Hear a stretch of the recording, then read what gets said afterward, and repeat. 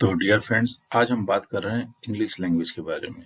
Basics about BA third. BA third में syllabus में कुछ चीज़ें होती हैं, उनके बारे में कुछ जानकारी लेने का प्रयास करते हैं जो एग्जाम के लिए इम्पोर्टेंट है, सीसी के लिए इम्पोर्टेंट है। तो आप लोगों से सबसे पहले राइटर्स के नाम पूछे जाते हैं। जितने लेसन्स हैं, चाहे पोएम हो, शॉर्ट स्टोरी हो, ऐसे हो, उनके राइटर्स के नाम आपको याद होने ही चाहिए। यही पूछा जाता है कि आपने वास्तव में पढ़ा है या नहीं पढ़ा है, तो उसका नाम तो पता होना चाहिए राइटर का। पहला क्वेश्चन आपसे पूछा जाता है, who wrote the poem stopping by woods on a snowy evening. ये आपकी पहली पोएम है, इसको किसने लिखा है, ये पूछा गया है। तो आंसर होगा रॉबर्ट फ्रॉस्ट। अगला आपका लेसन है चेरी ट्री। यह एक शॉर्ट स्टोरी है। Who wrote the short story cherry tree. Cherry tree किसने लिखा है, तो आंसर होगा जॉन रस्किन ने लिखा है। Who wrote the short story the x. The x, यह लेसन किसने लिखा है, तो आंसर होगा आर के नारायण। ये भी एक प्रकार की शॉर्ट स्टोरी है, क्योंकि आर के नारायण ने शॉर्ट स्टोरी ही लिखी है ज्यादा। हु रोड द ऐसे द सेल्फिश जिएंट। सेल्फिश जिएंट एक निबंध है, इसको लिखा है ऑस्कर वाइल्ड ने। ऑस्कर वाइल्ड भी क्या एक निबंधकार हैं, उन्होंने ऐसे लिखे हैं। तो फिर से रिपीट करता हूँ, द सेल्फिश जिएंट ये किसने लिखा है, तो आंसर होगा ऑस्कर वाइल्ड ने लिखा है। Who wrote the essay on the rule of the road. ये भी एक ऐसे है, on the rule of the road, इसे किसने लिखा है, तो राइटर का नाम है A G Gardiner. Who translated the poem. Who wrote the poem, ये दो क्वेश्चन बनते हैं कि किस पोएम को किसने लिखा है और इसको ट्रांसलेट किसने किया है। तो जैसा कि इसका नाम है द सॉन्ग ऑफ कबीर, तो लिखा तो कबीर ने ही है, पर इसको इंग्लिश में ट्रांसलेट किया है रविन्द्रनाथ टैगोर ने, क्योंकि कबीर ने तो हिंदी में लिखे हैं दोहे, पर इसको इंग्लिश में ट्रांसलेट किसने किया है, रविन्द्रनाथ टैगोर ने। तो दो क्वेश्चन पूछे जाते हैं, who wrote the poem the song of Kabir, तो आंसर वही होगा कबीर ने लिखा है। बट इसको इंग्लिश में ट्रांसलेट किसने किया है, who translated the poem song of Kabir, तो आंसर होगा रविन्द्रनाथ टैगोर ने। तो अंतर समझिए, किसने लिखा है और किसने ट्रांसलेट किया है। तो दो लोग हो गए, एक लिखता है और दूसरा उसका अदर भाषा में ट्रांसलेट करता है। तो I give you 1 minute to think about कि कौन सा वर्क किसने लिखा है। राइटर्स को अपने माइंड में सेट कर लीजिए। जाना नहीं है आगे, मैं आपको और बहुत कुछ बताने वाला हूं जो एग्जाम के लिए, सीसी के लिए बहुत इंपॉर्टेंट है।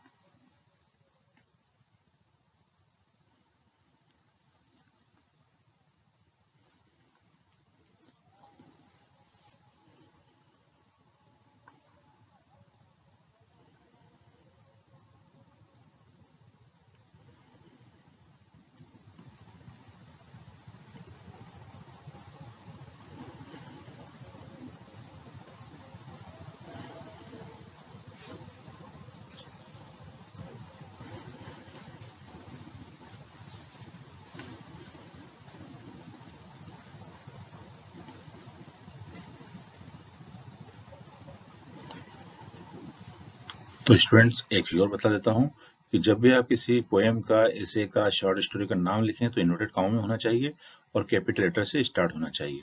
और राइटर्स जब भी आप नाम लिखें एग्जाम में या सीसी में, तो राइटर्स का नेम और सरनेम होते हैं, तो नेम और सरनेम कैपिटल लेटर से स्टार्ट होने चाहिए, नहीं तो आपको मार्क्स नहीं मिलते हैं एग्जाम में। आपको लगता है कि आप आंसर तो दे दिया, आपने सही तो लिखा था, पर लिखने में आपने गलती कर दी, तो उसके आधे नंबर कट जाते हैं।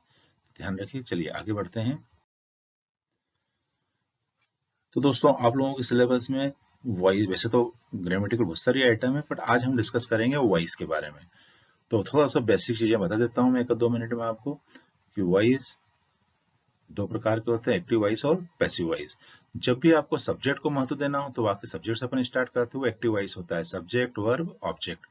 और जब आपको ऑब्जेक्ट को महत्व देना हो तो वाक्य हम ऑब्जेक्ट से स्टार्ट करते हैं, उसे हम कहते हैं पैसिव वॉइस का वाक्य। तो जब हम ऑब्जेक्ट से स्टार्ट करेंगे तो object plus helping verb plus verb third plus by plus subject, ये उसका फॉर्मूला होता है। वो ऑब्जेक्ट से शुरू होता है, ऑब्जेक्ट के बाद हेल्पिंग वर्ब का यूज होता है, हेल्पिंग वर्ब के बाद वर्ब थर्ड लगती है। जैसा कि मैंने आपको बताया था पहले, 3 फॉर्म होते हैं, first form, second form, third form. तो थर्ड फॉर्म पैसिव वॉइस में यूज होता है। उसके बाद बाय प्लस सब्जेक्ट। आपके सामने कुछ फिर से मैं रिपीट कर देता हूँ। एक्टिव वॉइस का फॉर्मूला होता है subject verb object. Passive voice का फॉर्मूला होता है object plus helping verb plus verb third plus by plus subject. अब मैं कुछ एग्जांपल आपके लिए ले रहा हूँ समझने के लिए। बहुत ज्यादा डीप में नहीं जाएंगे, डीप में हम जाते हैं क्लास में और अदर वीडियोस में हम बात करेंगे, बट अभी सिर्फ आपको बेसिक बता रहा हूँ। जैसे कि अशोक प्लेस क्रिकेट, ये एक्टिव वॉइस का वाक्य है क्योंकि अशोक सब्जेक्ट से शुरू हुआ है। Cricket is played by Ashok, यह वाक्य क्रिकेट ऑब्जेक्ट से शुरू हुआ इसलिए पैसिव वॉइस का हुआ। तो एक्टिव वॉइस हुआ अशोक प्लेस क्रिकेट, और पैसिव वॉइस हुआ cricket is played by Ashok. अगला sentence, Ashok is playing cricket, ये कंटिन्यूअस का एग्जांपल है। Ashok is playing cricket. जब आप पैसिव वॉइस बनाए तो उसका पैसिव होगा cricket is being played by Ashok. तो जो इज प्लेइंग है इसको हम कन्वर्ट कर देते हैं इज बीइंग प्लेड में। Cricket is being played by Ashok. Continuous में हमेशा बीइंग का उपयोग होगा। परफेक्ट का एग्जांपल लेते हैं, Ashok has played cricket. Ashok has played cricket, तो इसका पैसिव वॉइस हुआ cricket has been played by Ashok. तो हैज प्लेड का पैसिव हो जाएगा हैज बीन प्लेड। इसमें बीन का उपयोग कंपलसरी होता है किसमें, परफेक्ट में। तो cricket has been played by Ashok. फिर चौथा एग्जांपल हम लेते हैं परफेक्ट कंटिन्यूअस का, Ashok has been playing cricket for 2 hours. जब भी परफेक्ट कंटिन्यूअस का पैसिव बनाना हो, चाहे प्रेजेंट हो, पास्ट हो, फ्यूचर हो, तो आपको उसका आंसर देना है एग्जाम में, सीसी में, नो पैसिव। इसका पैसिव वॉइस नहीं बनता है। तो हर टेंस के 4 प्रकार होते हैं, indefinite, continuous, perfect, perfect continuous. तो 3 के पैसिव वॉइस बनते हैं और चौथे का पैसिव वॉइस नहीं बनता है। अगर एग्जाम में पूछा जाता है तो आपको बोलना है, बताना है कि नो पैसिव, छोड़ना नहीं है, वहां आंसर लिखा जाएगा नो पैसिव। तो ये आपके सामने एक्टिव के एग्जाम्पल है चारों, ये पैसिव के एग्जाम्पल है। I give you 1 minute to think about what is the difference between active voice and passive voice and how they are made, ये किस तरह से बनते हैं। You have 1 minute to think and study। जाना नहीं है।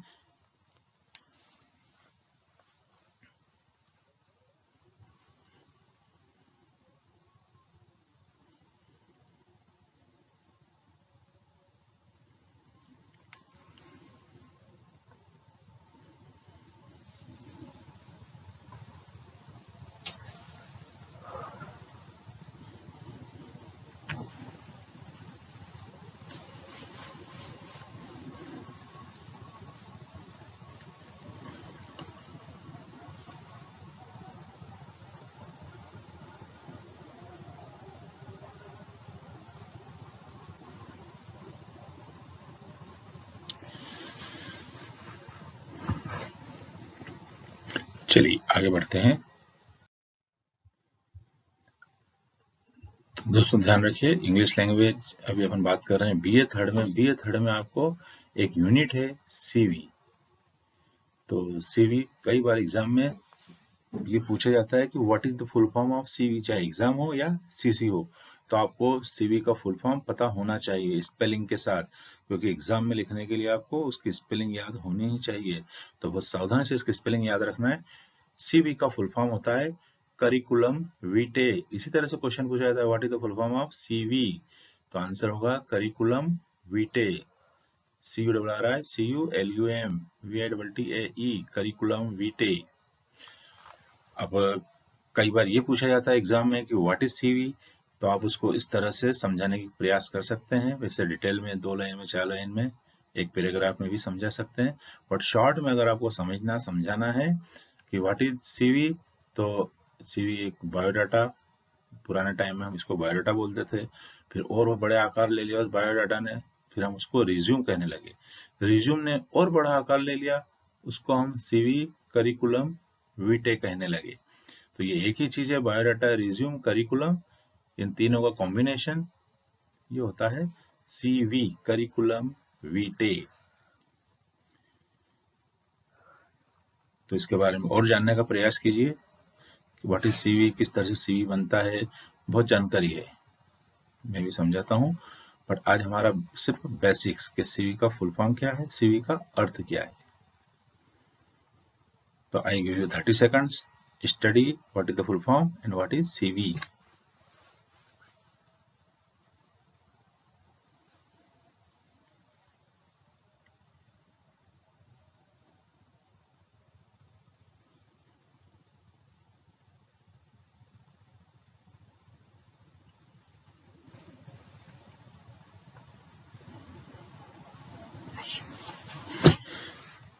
चलिए आगे बढ़ते हैं।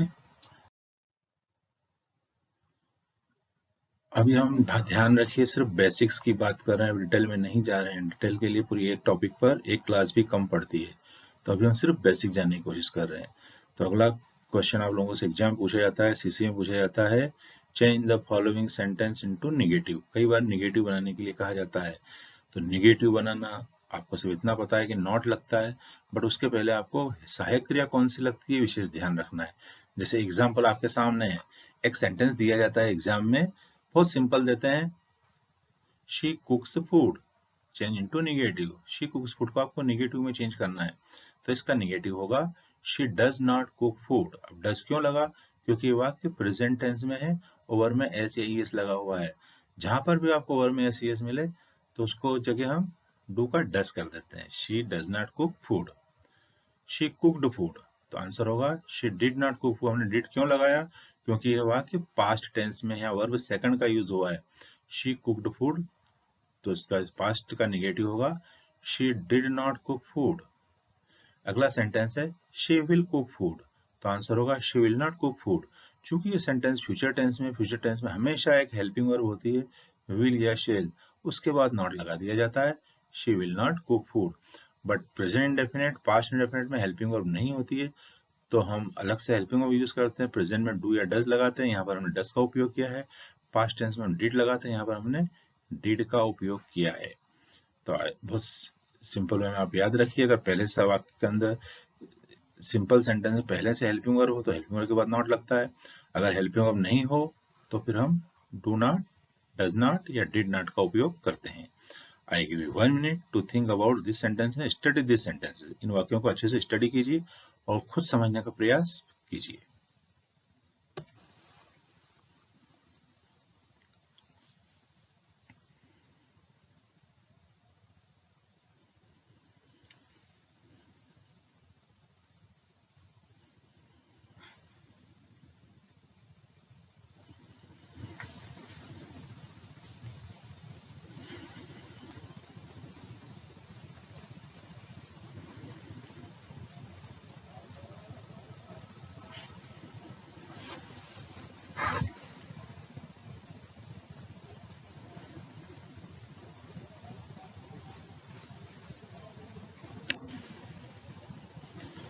चलिए आगे बढ़ते हैं। अभी हम सिर्फ बेसिक्स की बात कर रहे हैं, जो आपके सामने है सिर्फ उसी को समझने का प्रयास करना है। उसके आगे भी बहुत कुछ था, पीछे भी बहुत कुछ होगा, बट अभी जो सामने हम वहीं पर रुके रहेंगे, उसी को समझने का प्रयास करेंगे। तो आपसे कई बार एग्जाम में सीसी में क्वेश्चन पूछा जाता है, use the following words in your on sentences, और कुछ वर्ड्स दिए जाते हैं, फिर उसको आपको अपने सेंटेंस में यूज करना होता है। तो फिर से रिपीट करता हूँ, use the following words in your on sentences. तो दो वर्ड आपके सामने, मेल और मेल, बट पहले की स्पेलिंग है MAIL, ये समझने की कोशिश करना है, और दूसरे की स्पेलिंग है MALE। तो चूंकि मेल इस शब्द को कहां से लिया गया है, जैसे ईमेल वहां से लिया गया है, तो मेल का मतलब होता है भेजना। तो इसका यूज हम कर रहे हैं, मेल मी योर रिज्यूम, मुझे अपना रिज्यूम भेजिए। तो यहाँ पर मेल का अर्थ क्या निकला, भेजना। और MALE मेल का अर्थ होता है पुरुष, तो इसका यूज ऐसे करेंगे, ही इज मेल, वह पुरुष है। तो इस तरह से ये मेल और MALE मेल में डिफरेंस, उसके आधार पर इसका यूज करेंगे। फिर आपको अगर ये वर्ड दे दिए जाए कि use in your own sentence watch and see, तो वॉच का अर्थ भी देखना होता है, सी का मतलब भी देखना होता है। बट वॉच का उपयोग हम मूवीज वगैरह देखने के लिए करते हैं, और साधारण चीज जो सामने उन्हें देखने के लिए हम सी का यूज करते हैं।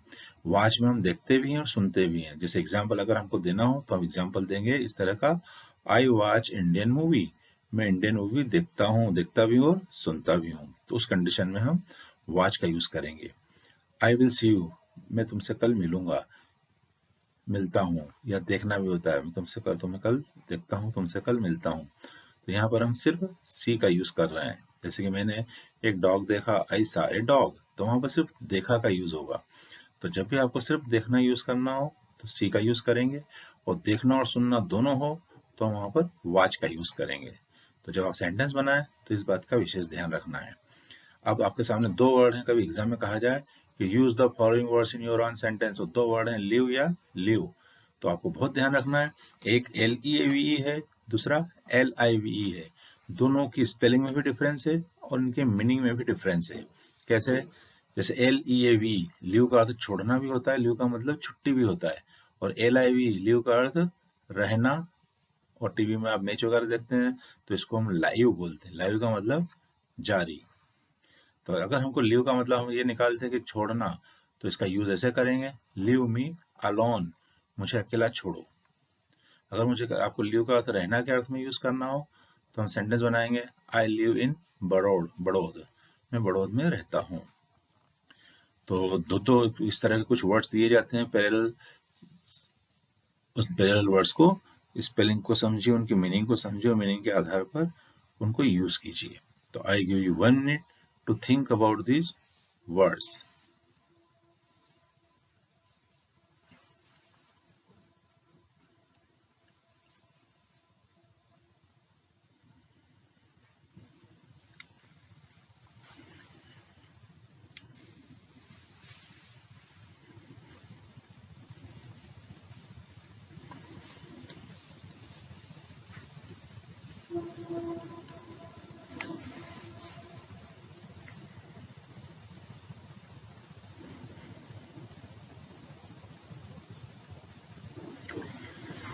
तो इस तरह से दोस्तों, अगर आप थोड़ा सा बेसिक्स जानना चाहते हैं कि BA थर्ड में, CC में, एग्जाम में क्या पूछे जाते हैं, किस तरह से पूछे जाते हैं, तो बहुत बेसिक चीजें मैंने आपको बताई हैं जो आपके एग्जाम के लिए भी इम्पोर्टेंट है और CC के लिए भी इम्पोर्टेंट है। चलिए फिर नेक्स्ट टाइम फिर मिलते हैं अगले वीडियो में।